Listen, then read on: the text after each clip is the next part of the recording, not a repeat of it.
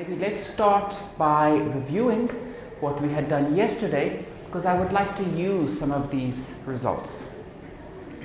So the first thing is, we had been studying what happens when an ion interacts with a neutral atom.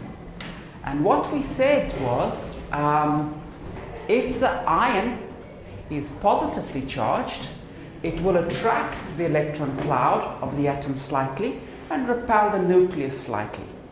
So what will happen is the atom will become a dipole. And we call this an induced dipole because the reason why there's a dipole there is because of the electric field due to that ion. And the size of the electric dipole moment, P, was given by alpha times by E. This number alpha is incredibly small. It's about 1 times 10 to the minus 40. So that's a very, very tiny number. And one of the things that we would like to do today is to check that number. So can we check this very small number and actually verify that yes, alpha is really so small? So that's what we'd like to do. What we're going to use to get hold of that is our result from yesterday that told us what is the force exerted by the ion on the atom, which of course by Newton 3 is equal to the force exerted by the atom on the ion. Can someone just remind me quickly, why is it 1 over r to the 5? Come on, guys. Yes, Thomas? It's 1 over r cubed from the dipole and 1 over r squared from the ion. Good. So the field set up by the ion is 1 over r squared. So P will go like 1 over r squared. And the field that the dipole produces goes like P over r cubed. P is 1 over r squared, so the 1 over r squared times the 1 over r cubed is a 1 over r to the 5. Why does it depend on q squared?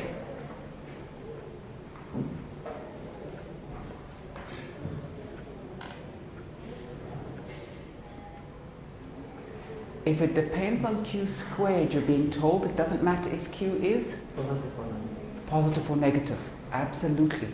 And what you can check is in this situation where q is positive, is the force attractive or repulsive?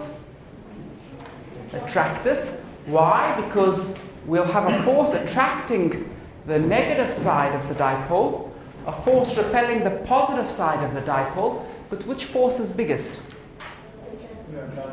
Why is the attractive force biggest? Shorter. The distance is smaller. Absolutely. If instead we had a negative charge, now when the atom polarizes, what's the difference? Good. So that's positive, that's negative. Is this force attractive or repulsive? Again attractive. Okay? And that's what the fact that the answer depends on q squared is telling you. Good. Okay. Now, I'm going to do a simple little experiment that you've all seen. Okay, so if you can see it, that's great. If not, I'm sure you can imagine what's happening. I'm going to tear off just a little piece of paper. Okay. So there I just tore off a piece of paper. Let me just drop it on the table. And now, I'm going to take a paper cup and I'm going to rub it on my hair. Okay. What's going to happen when I bring the cup towards the paper? Attraction. Did you see that? So up it jumped. Did you see how suddenly it jumped up? That's the 1 over r to the 5. Okay, that's what's going on. Now, what's happening? Okay, we know opposite charges attract. So if this is positive, the piece of paper must be? Is that true? Is the paper negatively charged?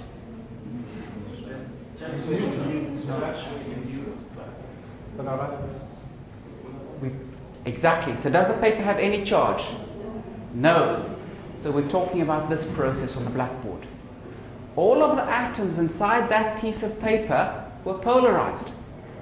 What will be the force that each atom will feel? That force, we derived it. Okay? And that force depends on alpha. So if we get to the point where the cup just attracts the piece of paper, what does it mean? at that point, the force of gravity is equal to the force that's acting on each of the atoms. So what I want to do now is, I want to calculate the force that's acting on each of the atoms, estimate how heavy the piece of paper is, and then work out what's the value of alpha. And let's see if it is about 1 times 10 to the minus 40 or not. Okay? So that's what we're going to try to do. Yes? Okay, so yesterday we estimated the charge on the sticky tape. Okay? And the charge on the sticky tape was what size? Nanocoulombs. So I'm going to assume the charge on the cup is nanocoulombs. I know how much charge to expect. Okay? And then we'll get an idea of how big alpha is. Okay? Good. Okay. So let's take a look.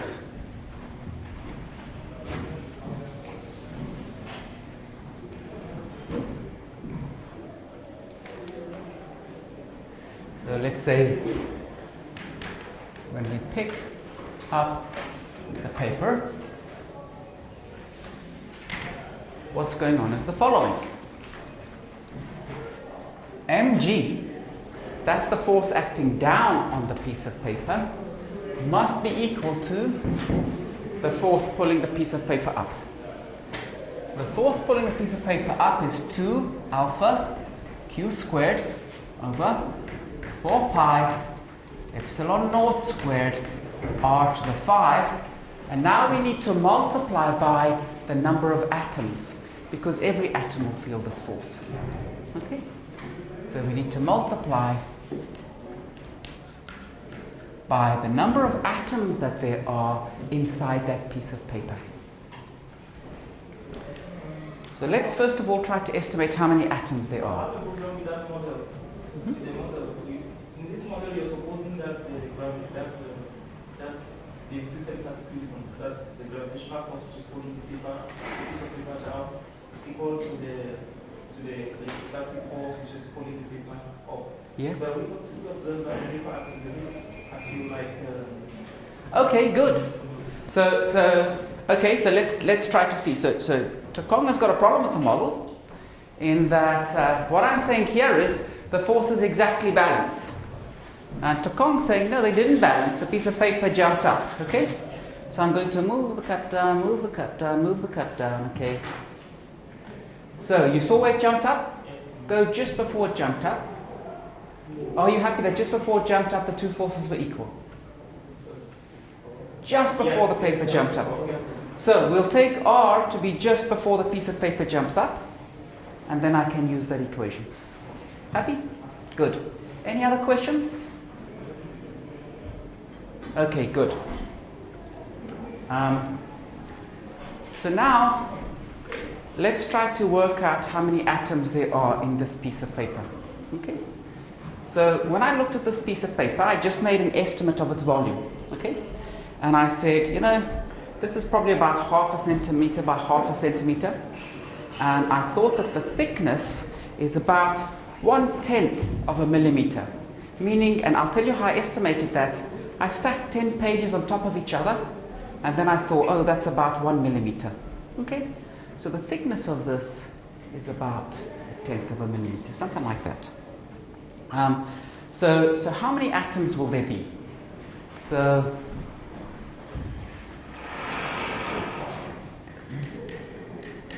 the number of atoms will be equal to the volume of the paper divided by the volume of an atom.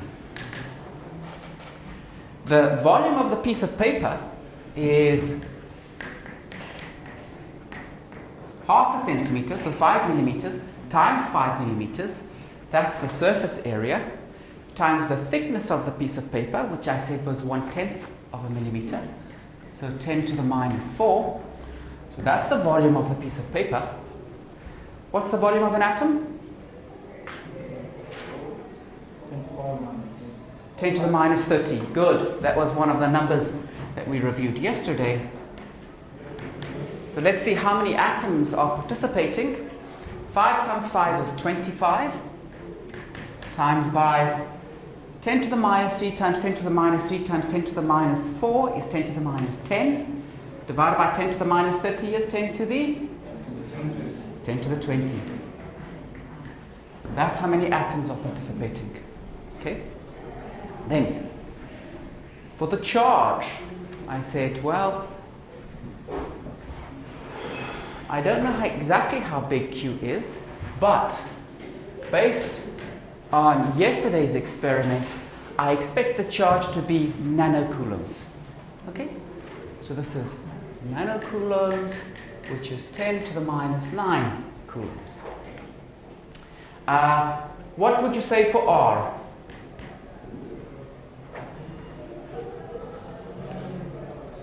The distance where the paper just jumped up. 1%. Centimeters, good. Okay? So 10 to the minus 2. So R is about 10 to the minus 2 meters. So let's see. We've got R. What is 4 pi epsilon naught? 1 on 4 pi epsilon naught is 9 times 10 to the 9, which for us is 10 to the 10. So 4 pi epsilon naught is 10 to the minus 10. So we know that, we know R, we know the Q squared, we know 2. Now we have to estimate the mass, okay? Now, okay, let me check again.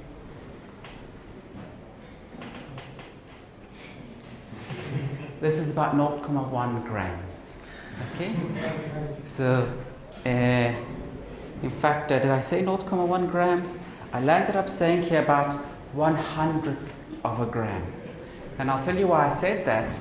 If you think about one piece of paper, we're talking about grams, something like that, right? And I can tear this into about 100 of these. So this must be about 100th of a gram. Okay? So 10. So photocopy paper should be about 80 grams per square meter. So you could also do it like that, absolutely. So let's take 80 grams per square meter, okay? So what is it for 1 centimeter squared? We need to divide 80 by about 10,000. So what do we get about? 80 over 10,000. So change that into 100 over 10,000. So what do you get? 1/100th of a gram. So my estimate was spot on, in case you didn't believe it. So what should mass be? 10 to the minus 5 kgs. About. Okay? We just estimated. So mass, so this is meters. So mass is about 10 to the minus 5 kilograms. Okay? So now we know, and what's G? 10 meters per second squared. So let's solve for alpha. Alpha equals to 4 pi epsilon naught squared r to the 5 times mg divided by 2 Q squared and the number of atoms, right? So that's all the stuff that we have to divide by. 4 pi epsilon naught squared, that's 10 to the minus 20. R to the 5, that's 10 to the minus 10. M is 10 to the minus 5. G is 10 over 2. Q squared is 10 to the minus 18. Number of atoms is 25 times 10 to the minus 10 to the plus 20. Good. Okay, so let's see what this gives us. Minus 20, minus 30, minus 35, minus 34. And at the bottom, we've got plus 2. So 10 to the minus 36 over 50, which can be written as 1 over 2 times 10 to the minus 38. And we said it should be about 10 to the minus 40. So yes, that looks pretty accurate. Okay? This gives you a good idea of how large this polarizability is. How far did we say each electron cloud shifts? A fraction of the size of the nucleus. So even though each electron cloud shifts by such a tiny amount, we saw the piece of paper jump up. Why? Here you see it. It's because of the number of atoms, 25 times 10 to the 20. What's the number that's really making things tick? It's this 25 times 10 to the plus 20. That's the big number here. Okay? So whenever in electromagnetism you see some macroscopic effect, it's not because any one particle did a lot. It's just because there are so many particles interacting and they each do a little bit. Okay? So that's a key idea that I would like you to get. Okay, good. Now, any questions on our estimate of alpha? Okay, good. Sorry? Units. Units for alpha? Okay. So, what is the units of dipole moment? The electric dipole moment? This was a charge times a displacement vector. We measure charge in coulombs. We measure displacement in meters. So this will be a coulomb meter. What do we measure the electric field in? Newtons per coulomb. So if I want to get the units of alpha, you tell me, what are the units of alpha? Coulomb squared, meters over newtons. Okay? And you can simplify that if you want.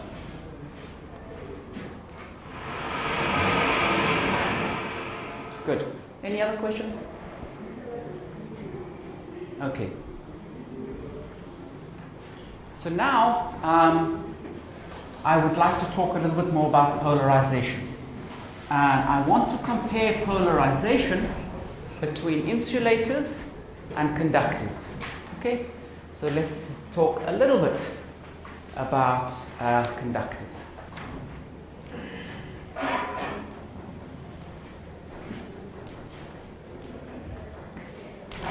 Okay. So the key property of a conductor is that there are free charges. So that means there are charged particles that can move over large distances. If this table is a conductor, the charged particles inside this conductor can move over distances comparable to the size of the table itself. Okay? When we talk about a dielectric, no charged particle moves very far. In a dielectric, the kind of shifts that we see was like the shift that we saw of the electron cloud. So very small movements of charged particles. For a conductor, large movements of charged particles. So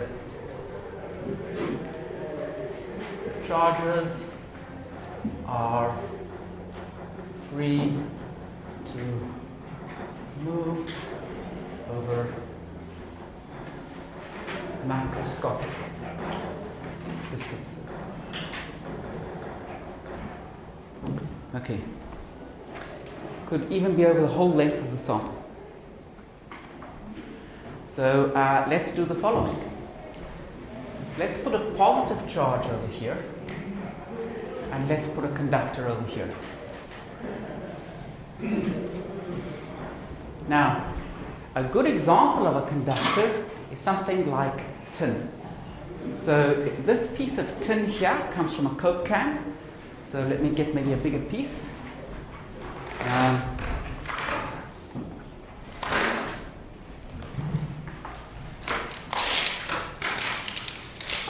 Okay, so you can see this used to be some soft drink can.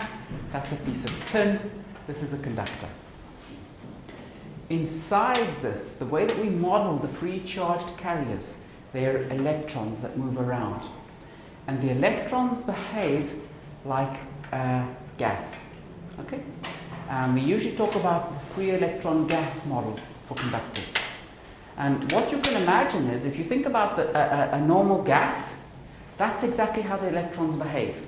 they're free to slosh around inside this piece of tin. They can't leave the tin, but they can move freely inside the tin. Okay? So it's mainly the electrons that will move. And they can move happily. If you apply an electric field, the electrons will move. So if we put this positive charge here, what will the electrons do? They'll be attracted. If the electrons move this way, what will happen is this side of the sample will start to become negative, and this side of the sample will start to become positive. Now, I would like to draw the direction of the fields. If you think about this positive charge here, if I have a charged particle here that's also positive, in which direction will this positive charge act on that positive particle? That direction. Good. So it will try to push the particle in that direction. So that's the direction of the electric field. What is the direction of the electric field from this charge buildup? This direction, right? So if this is positively charged, it's being repelled by those and attracted by those. So the electric field from these charge buildup will be in that direction. When do you think the charge buildup will end? So what will happen is we put the charge here, negative particles start flowing this side becomes negative, that side becomes positive, but at some point the system comes to equilibrium and charges stop flowing, right? What do you think tells us when the charges stop flowing? All the charges are on the surface now. You think they'll just keep flowing till there's no more charge left inside? So all of the electrons will collect on one side? That's one possibility. The potentials all become equal? Any other suggestions? When the two fields have cancelled out. Any other suggestions? Okay, so it turns out that Sorsten's suggestion is correct. And let's see why now. Let's try to see why. So I know there are some mathematicians here, so I'm going to give it to you in a way that you would like. We're going to give a proof by contradiction. Okay, so I think that's a very mathematical thing, right? And what we're going to prove that at equilibrium, the electric field inside the sample is zero. Okay? So, at equilibrium, E inside the conductor vanishes. Okay? So what that means is electrons keep flowing this way until they exactly cancel the electric field set up by that positive charge. Okay? So, who can tell me the structure of proof by contradiction? We assume the opposite and we show it leads to a contradiction. Everyone happy? Good. So first thing is, if we're at equilibrium,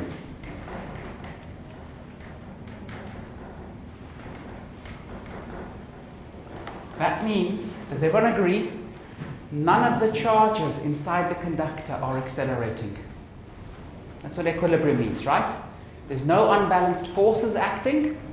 If there's no unbalanced forces acting, what does that mean? The charges inside the conductor are not accelerating. Okay? So at equilibrium, it implies the charges in the conductor don't accelerate. Okay. Now, assume E is not zero. So assume the electric field is not zero. Then electrons inside the conductor experience a force which is equal to the charge of the electron times by E, and that force is not zero. If you apply a force on an electron, what does it do? It accelerates. This means the electrons in the conductor will accelerate. But at equilibrium, the charges on the conductor don't accelerate. So this is a contradiction.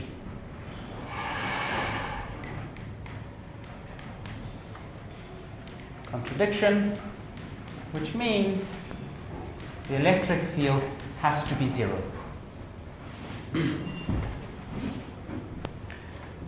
So the charge will just keep building up on negative charges on this side of the conductor, positive charges on that side of the conductor, until the electric field inside the conductor is zero.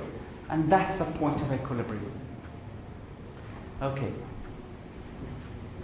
Now, Emil, you were making a comment that all of the points in the conductor will be at the same potential at equilibrium.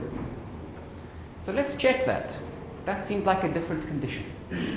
So let's pick 2 points inside the conductor, XA and XB. These are any 2 points. Pick any path inside the conductor.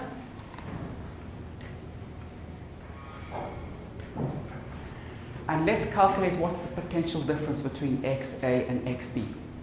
To calculate the potential difference, what do I need to calculate? So V of XA minus V of XB is equal to an integral XB to XA to XB of E dot D dx. dr? dr. What's E equal to inside the conductor? Zero.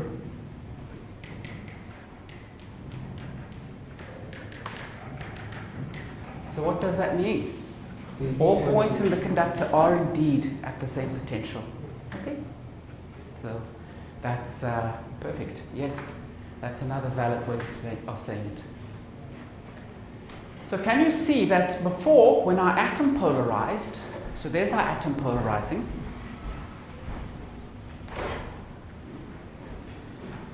it was just the atom that polarized, and this electron here moved a very small distance, 10 to the minus 2 times, or 0.2 times 10 to the minus 15 meters. In this problem, if we were polarizing, say, this desk, so this desk is a conductor, and we have a charged particle sitting here, this side of the conductor will become negative, and that side of the conductor will become positive. All of the charge will collect on the surface of the conductor. So it's a completely different thing. Here the polarization really is over some macroscopic distance. Can somebody tell me how we can prove that the charge will collect on the surface of a conductor?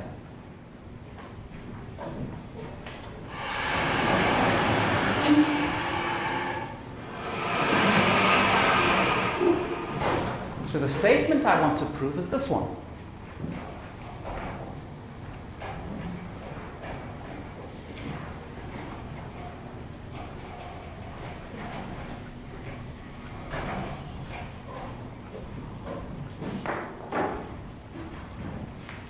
Any excess charge. So that means now our conductor is not neutral, it's got some charge on it.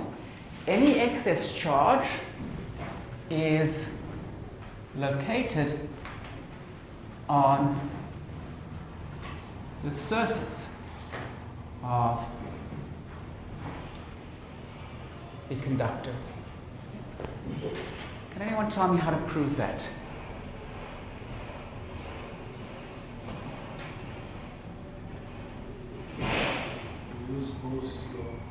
Use Gauss's law. Good. So Emil, remind me, what must we use? Gauss law. So tell me. Integral needle as a needle. Because charge and loss on Good. Precisely correct. So if you've got the conductor at equilibrium, what's the electric field inside the conductor? Zero. So if I pick any surface S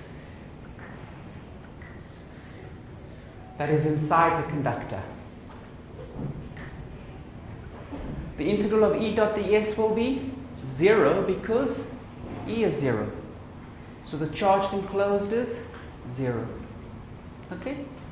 So for any conductor, if there's excess charge, it will always sit on the surface of the conductor. What in the situation you have the cavity, that's like the shell, charges surface. Let's say a ball with a hole in the middle, or then the charges distributed on the. Okay, good. So let's think about that.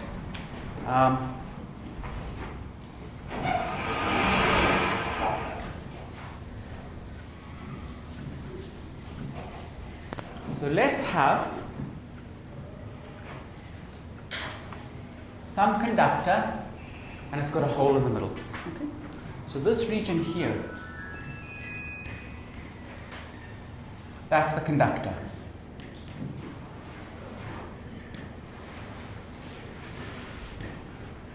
In the middle here, let's put some charge plus Q. Okay? Once the system comes to equilibrium, can you guys tell me what will the charge look like on the conductor? it's like negative outside. So this positive charge will pull negative charges from the inner surface. So on this surface, negative charge will collect. Inside the conductor there will be nothing, and on this surface there will be positive charges. And if you are some distance away from that positive charge, you cannot tell that the conductor is here. The field that you have some distance far away is the same whether the conductor is there or not. Inside the conductor, the net electric field is 0. Happy to come? Good. What if there was no charge at the center? Okay. There's no charge at the center, guys. Then what does it look like? When the conductor is charged, we have the conductor charged.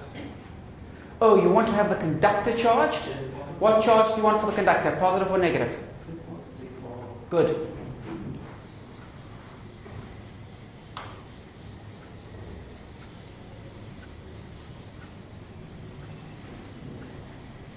That's what it will look like.